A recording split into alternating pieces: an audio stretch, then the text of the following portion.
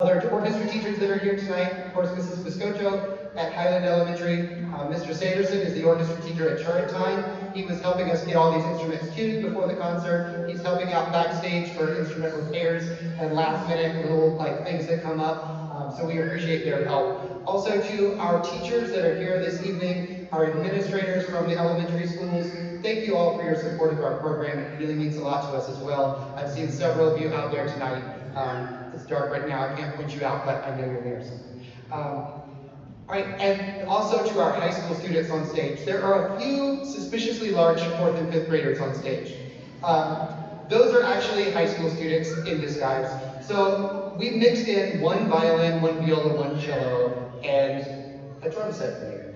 And we're gonna have them play along, because when I play in class, and I believe Mrs. Piscocho does the same, we have small groups, and I play along most of the time in class when we're learning a piece.